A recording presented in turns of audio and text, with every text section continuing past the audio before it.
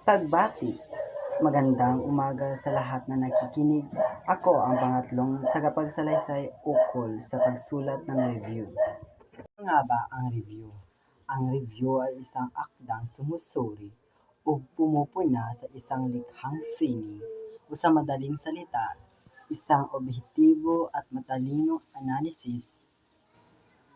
Ang isang review kapag ginawa ito ng tama.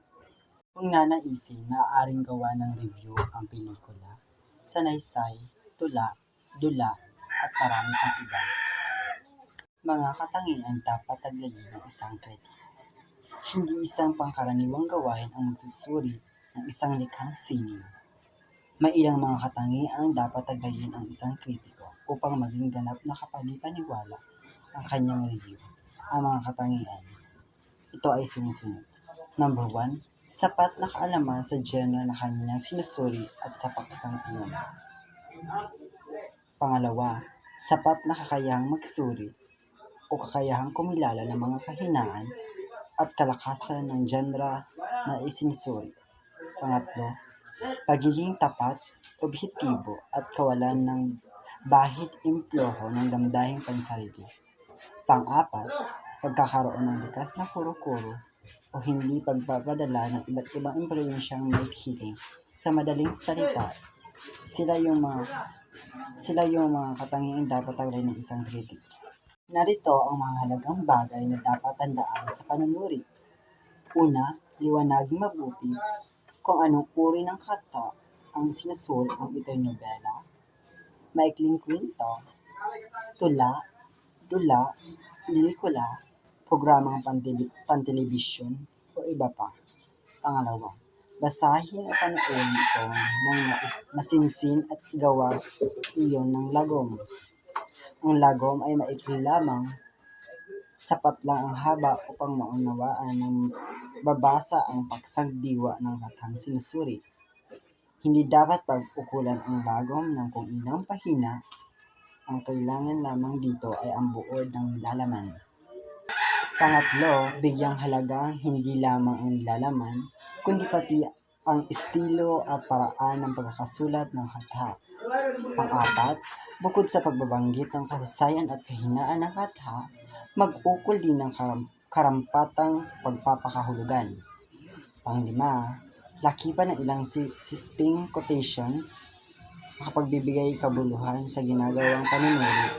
Maingat itong piliin at samahan ng ikling pagbibigay Pampito, iwasan ang pagbibigay ng anumang kapasyahan ng walang lakip na batayan o patunayan. Pangwalo, pag-ukulan din ang pagpapahalaga ang estilo ng pagkasulat bukod sa nilalaman. Maaaring dahil sa estilo ay maiba ang akda sa ibang tinatalakay sa gayon ding paksa.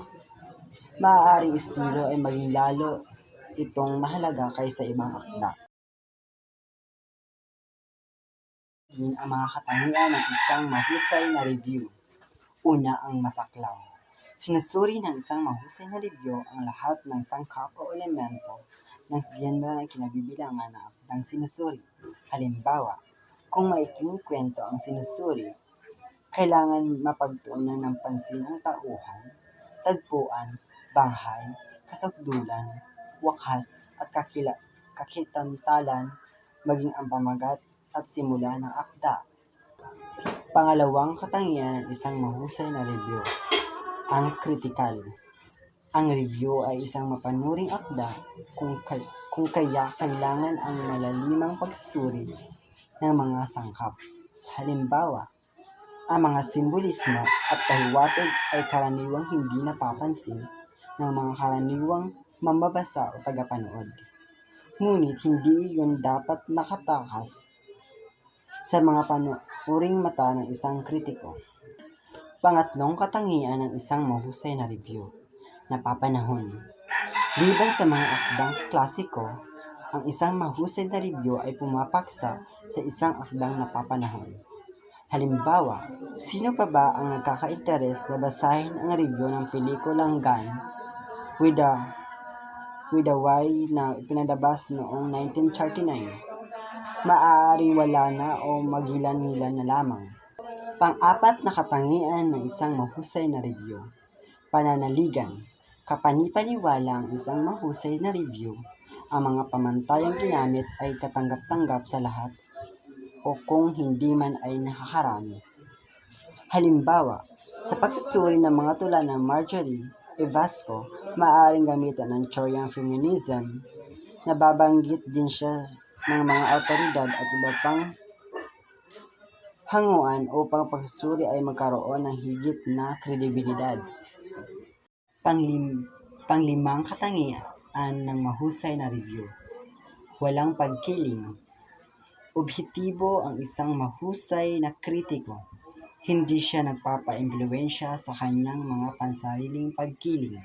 Halimbawa, maaaring Norian ang kritiko, ngunit tinutukoy pa rin niya ang mga kahinaan ng pelikulang pinagbibidahan ni Nora Honor na kanyang sinusuri. Kung puro papuri kasi ang mababasa, nagiging questionable ang objectivity ng nasabing kritiko. Pampitong katangian ng isang mahusay na review. Ang natatangi. Ang isang mahusay na review ay natatangi ng mabuti sa hindi mabuti, ng mahusay sa hindi mahusay, ang mataas sa kalidad sa mahalagang kalidad. Halimbawa, nagagabayan ng isang mahusay na review ang ibang mambabasa o tagapanood. Kung kailangan pa nilang paglanan ng salapi at panahon ang akdang sinusuri, o kung magiging pag-aaksayahan lamang ng salapi at panahon ang akdang iyon. Pangwalong katangian ng isang mahusay na review. Makatwiran. Ang isang mahusay na kritiko ay makatwiran sa may akda ng akdang sinusuri. Halimbawa, hindi makatwiran ang paghambing ng isang pelikulang Filipino science fiction sa mga pelikula ng Steven Spielberg. Natural. Ang una ay inferior sa huli, bunga ng mga limitasyon sa pananalapi at teknolohiya. Pangsyam, nakatangian ng isang mahusay na review. Orihinal. Ang isang mahusay na review ay hindi pagsama lamang ng kritiko, dahil ito isang orihinal nga. Maraming salamat sa pakikinig. Ako nga pala si Anderson Garbel, ang tagapagsalaysay ng pagsulat ng review.